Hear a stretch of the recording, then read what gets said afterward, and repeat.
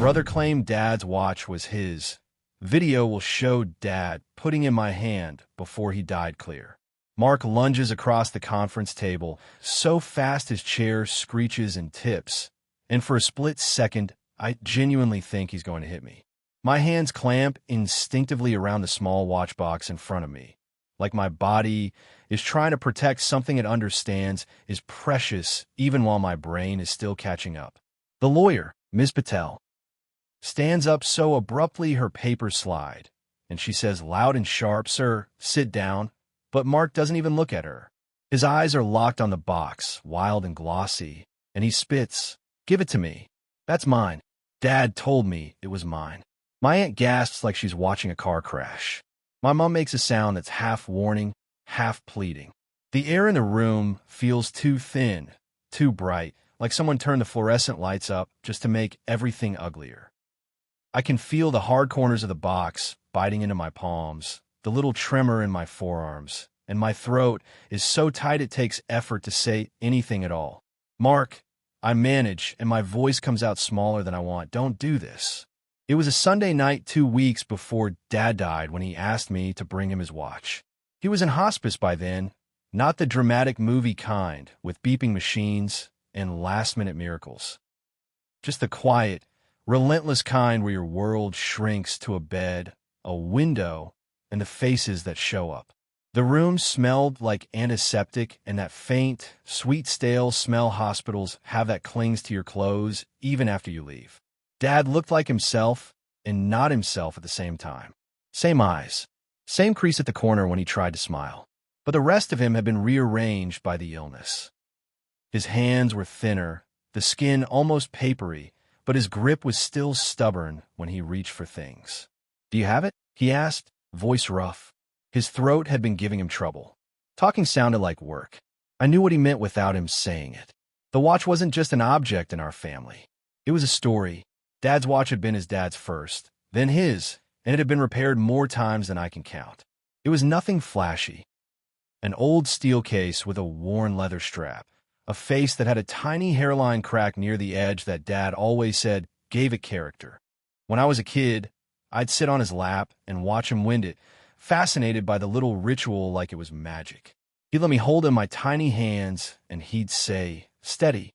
It's small, but it's important." Then he'd tap the back where it was engraved with initials and a date, and he'd tell me about his own dad coming home from work tired but still making time to wind it every night. It wasn't about money. It was about continuity, about someone choosing to pass something down with intention, not just leaving scraps behind. Mark didn't care about any of that growing up. Mark cared about loud things, cars, mates being the center of attention. If Dad tried to show him the watch, Mark would roll his eyes and say, "It's just a watch." He wanted a dirt bike.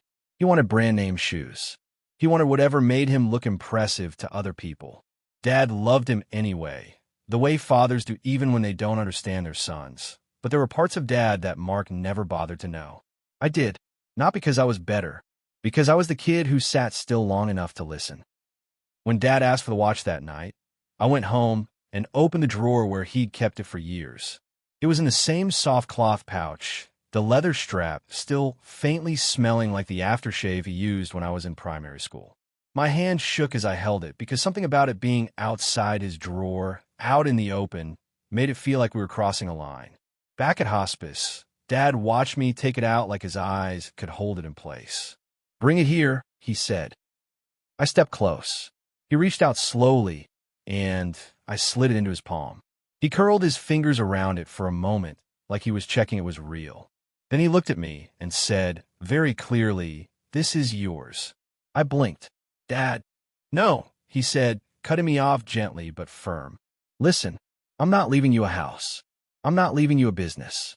I didn't build that kind of life. But I can leave you one thing that meant something to me." His voice cracked on the last word. He took a breath and steadied himself. "I want you to have it. I want you to know I chose it." I felt my eyes burn.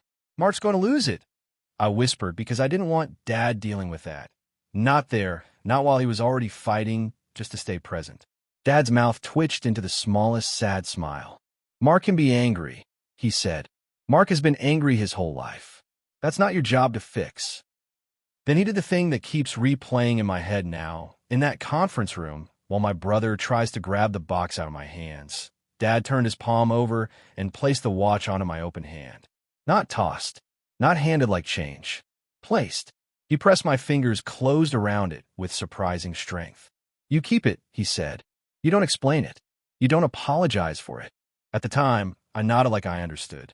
I didn't. I thought love could soften Mark. I thought if I could just say it right, he'd accept it. I hadn't yet learned that some people treat inheritance like proof of worth, not a gift. The lawyer meeting was scheduled for the following week after Dad's funeral. We weren't a lawyer family. Dad wasn't wealthy. There wasn't going to be some dramatic reading of the will in a dark wood room like in movies. Ms. Patel was a calm woman with neat hair and a kind, tired face, and she sat in a bland office with beige walls and a box of tissues on the table like she'd seen every kind of grief there is. Mum came, looking smaller than usual in her black coat. My Aunt Leanne came because she's the type who believes being present gives her vote. Mark came late, stomping in like the room owed him a spotlight.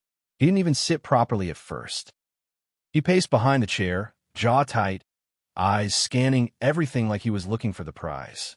Ms. Patel started with the basics. Dad's bank account, small life insurance policy, his old car, a few personal items. Mum got the insurance to cover funeral costs and her living expenses for a while. Dad left Mark the car because Mark had been using it temporarily for months anyway. Mark smirked like he'd just won. He didn't even pretend to be sad in that moment. He just looked at me like, "What did you get?" Ms. Patel then slid a small paper across the table toward me and said, "Your father also left you a personal item." Her eyes met mine briefly, softening. The watch. The room changed instantly. It's hard to describe how fast a family can turn when money, or meaning, enters the room. Mark's posture stiffened. Mum's eyes widened. My aunt sucked in a breath like she'd been waiting for drama. I felt heat climb up my neck because I knew exactly what was coming. "That's not right," Mark said immediately. Ms. Patel kept her voice even. "It is right. It's specified in the will." Mark stepped forward. "He promised it to me," he snapped. I held my hands together under the table so he wouldn't see them shaking. "He gave it to me," I said quietly. "I was there." Mark laughed, sharp and nasty. "Of course you'd say that," he said. "You always do this. You always." He gestured wildly, like he couldn't even find the accusation big enough. "You always try to make yourself the favorite." Mum flinched at that. "Mark," she warned, but she didn't stop him. She never really stopped him, not when it mattered. Ms. Patel raised a hand. "I understand this is emotional," she said, "but your father was clear. And there's additional documentation." Mark's eyes narrowed. "What documentation?" he demanded, like he was ready to fight a piece of paper. Ms. Patel reached into a folder and said, "Your father recorded a video will statement, not in place of the signed will, but to make his intentions unmistakable." She looked at Mark directly. He anticipated there might be disagreement. That's when Mark lunged, that moment at the start, the one that turned the room into a scene. He saw the watch box, my watch box, on the table, and something in him snapped. "Give it to me," he said again, louder, and he reached. I pulled the box to my chest. My chair leg scraped. Ms. Patel's assistant stepped forward like she might call security.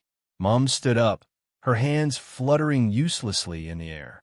"Mark, stop," she said, but her voice was weak, like she was scolding a child for being rude, not a grown man for trying to take something by force. Mark's hand landed on the box anyway. His fingers brushed mine, rough, familiar. I yanked it back, and the strap caught on the corner of a document, making a soft snapping sound that made my whole body jolt like it was my own skin tearing.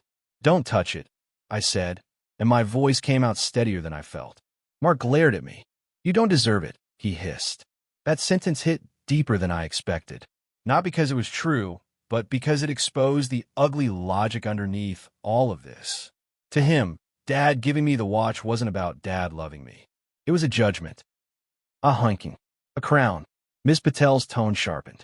"If you cannot remain calm, I will end this meeting," she said.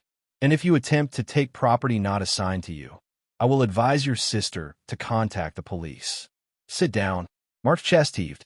For a second, I thought he might actually flip the table. Then he dropped back into the chair hard, glaring at me like I'd stolen oxygen. Ms. Patel clicked a small remote, and the screen on the wall lit up. "We'll watch the video," she said. "Then we can discuss any questions." The video started with Dad sitting in a plain chair in the hospice room, the window behind him showing gray sky. He looked weak, but his eyes were clear. You could tell someone had helped him set it up. The angle was a little low, like the phone had been propped on a tray table. Dad cleared his throat in the video and said, "If you're watching this, it means I'm gone." His voice sounded like sandpaper. I felt my stomach twist because even though I'd watched Dad die, hearing him say he was gone made it fresh again, like tearing open a scab. He continued, "I'm recording this because I know my family. I know how we get when there's something to argue about." He gave a small, tired smile that didn't reach his eyes. "There isn't much. I don't have much to leave. But what I do leave, I'm leaving on purpose." Mark shifted beside me. I could feel his impatience like heat. Dad said, "Mark, if you're here, I want you to listen. I love you. You're my son. But I'm not going to let you bully your sister after I'm gone." His eyes hardened just a little. "You've had a habit of taking what you want and calling it yours because you can. That stops here." My aunt made a shocked noise, like Dad had broken a family rule by naming the truth out loud. Mum's hand went to her mouth. Mark's face went red. Dad went on, "Hannah has been the one who showed up. She sat with me. She helped your mother. She listened. She knows me. She knows what mattered to me." He swallowed, breath shaky, and then he looked down at his hands. In the video, he reached to the side and picked up the watch. Our watch, and held it up to the camera. The face caught the light. The crack was visible. My chest squeezed so tightly it hurt. Dad said, "This watch belonged to my father. He gave it to me when I was a young man. I'm giving it to Hannah." Mark made a sound like a scoff, but it came out strangled. Dad looked off camera then and said, "Can you come here, love?" And then I appeared in the video, younger by a few weeks, but looking like I'd aged 10 years since. I walked into frame and sat on the edge of the bed, trying to smile through tears, my hair pulled back, my hands twisting in my lap. Dad held the watch out in his palm and said, "Open your hand." In the conference room, my hands went cold. This was the moment. The one Mark had been calling a lie. The one my body remembered more clearly than any photograph. Video me open my hand. Dad placed the watch into it slowly and deliberately. You could see his fingers press mine closed. You could see my face crumple. You could see me nod. Dad said, very clearly on video, "I'm putting it in your hands so nobody can say later that I didn't." Then he turned his head slightly toward the camera again and said, "Mark, this is not up for debate. This is my choice. You don't get to rewrite it." The room was silent except for the faint hum of the screen. I could hear my own breathing, loud in my ears. I glanced sideways at Mark without meaning to. His eyes were fixed on the video, but his jaw was clenched so hard I thought his teeth might crack. He looked like someone being forced to swallow something bitter in public. The video ended. The screen went dark. For a second, nobody spoke. Not Mom, not my aunt, not even Mark, and that was how I knew the video had hit him in the only place that mattered, where his stories couldn't protect him. Ms. Patel broke the silence. "Do you have questions?" she asked, voice gentle but firm. Mark's chair scraped. He stood up so abruptly it startled me again. He pointed at me like I'd staged the whole thing. "You made him do that," he said, voice shaking with rage. "You manipulated him when he was dying." Mom inhaled sharply, like she might finally intervene. "Mark," I cut her off without even planning to. "Stop," I said. My voice was louder than I expected, and it filled the room like a slap. I could feel my whole body trembling, but the words kept coming anyway. He was dying. He didn't have the energy to be manipulated. He had the energy to make one choice he wanted respected. Mark's eyes flashed. "You always thought you were better than me," he spat. I looked at him, really looked, at his expensive haircut, the new shoes, the way his hands were restless like he wanted to grab something just to feel in control. And I thought about Dad in that hospice bed, exhausted but still trying to protect me even after death because he knew Mark. He knew what Mark would do. "I didn't think I was better," I said, voice shaking. "I just didn't leave him alone." That landed. My aunt made a noise like she'd been wounded. Mum's face crumpled in a way that made me feel sick because she'd been there too, but she'd also spent years smoothing Mark's edges instead of confronting them. Mark's face twisted.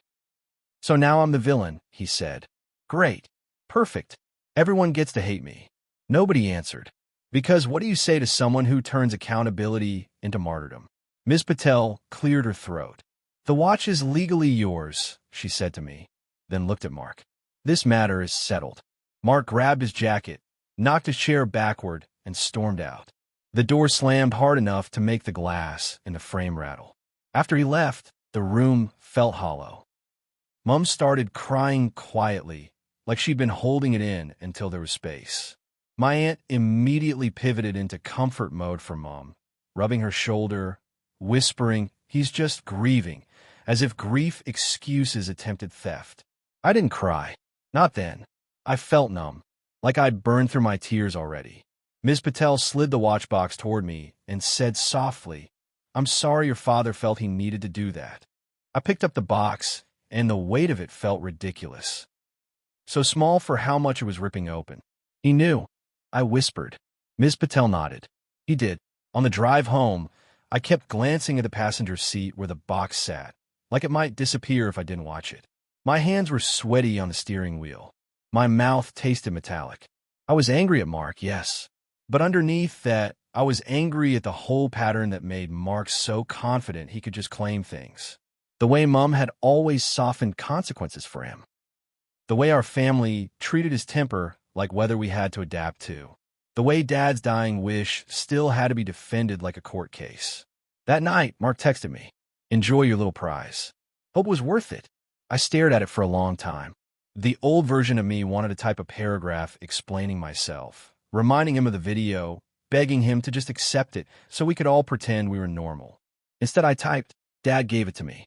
You saw it. Don't contact me about this again." He responded immediately. "You think a video changes what's fair? I'm his son. That watch should be mine." Fair. That word again. Not Dad wanted. Not Dad chose.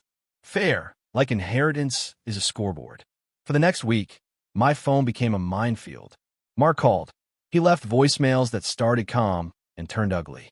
He showed up at Mum's house while I was there dropping off groceries and tried to corner me in the driveway.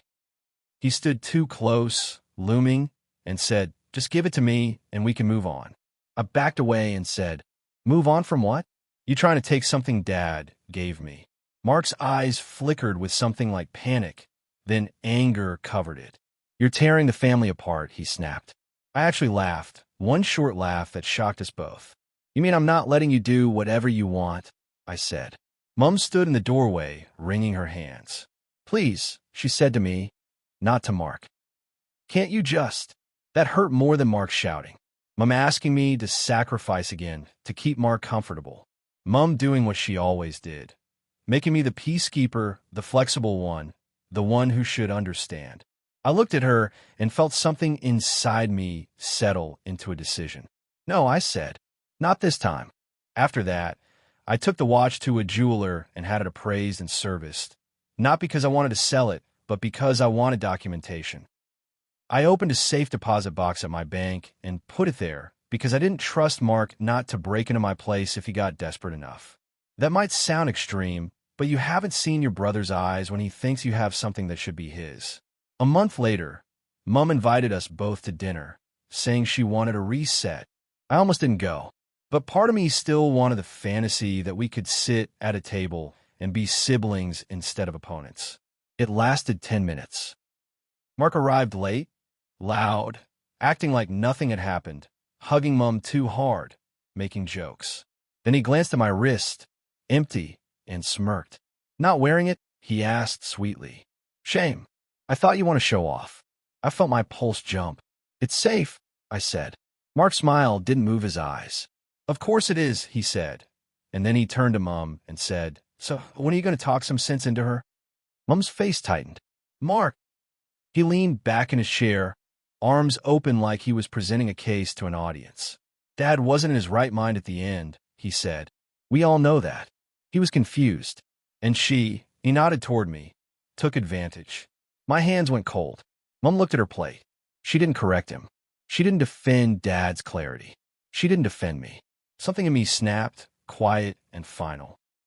Dad was clear enough to record a video, specifically, so you couldn't pull this, I said, and my voice was shaking but steady.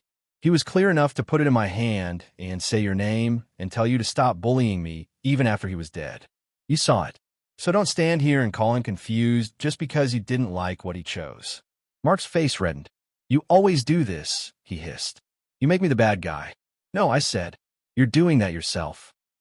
He shoved his chair back so hard it hit the wall. Mum flinched. Mark pointed at me. You'll regret this, he said. When Mum's gone too, don't come crying to me. And Mum, my mother, whispered, please, both of you, like we were equal participants in the same behavior. I stood up slowly, heart pounding. I'm done, I said. Mum looked up, eyes wet. Don't say that. I'm done being asked to give up pieces of myself to keep him calm, I said, and my voice broke on the last word, which made me furious because I didn't want to cry in front of Mark. Dad gave me one thing on purpose. I'm not negotiating his last choice. Mark laughed, bitter. Wow, he said. He really did pick you. I stared at him, and for the first time, I saw the truth underneath his anger. He didn't just want to watch. He wanted proof that Dad loved him more. He wanted to win. And maybe that was the tragedy Dad had been trying to prevent. Mark turning grief into competition. I'm not your rival, I said quietly. I was just Dad's daughter too. Then I walked out. I wish I could say that was the moment everything got better. It wasn't. Families don't heal overnight because someone makes a powerful speech. Mum went quiet with me for a while, like my boundary was a betrayal. My aunt started sending passive-aggressive messages about forgiveness. Mark told relatives I'd stolen the watch, even though the video exists, even though the will exists. People love a story where someone is greedy because it lets them feel righteous without doing any real thinking. But here's what did change. I stopped explaining myself to people who were committed to misunderstanding. I stopped trying to soothe Mark's ego. I stopped letting Mum pull me into the role of peacemaker at my own expense. And the watch, Dad's watch, became something different for me. It stopped being just an heirloom and started being evidence of the one thing Dad gave me that my family couldn't rewrite, that he saw me, that he trusted me, that he wanted to protect me, even with his last strength. Sometimes I go to the bank and take it out and just hold it. The leather is softer now from the servicing. The face still has that tiny crack. The engraving on the back is worn, but legible if you tilt it toward the light. When I wind it, I hear the faint click, the little mechanical insistence of it, like it refuses to stop. And when I think about Mark lunging across that table, about Mum's weak please, about the way the room went silent when Dad's voice filled it from the screen, when I think about all of that, I don't feel triumph. I feel grief. I feel relief. I feel a strange, steady pride that I didn't cave. Because Dad's last gift wasn't the watch. It was the moment caught on camera where he put in my hand and made it impossible for anyone to pretend it was an accident.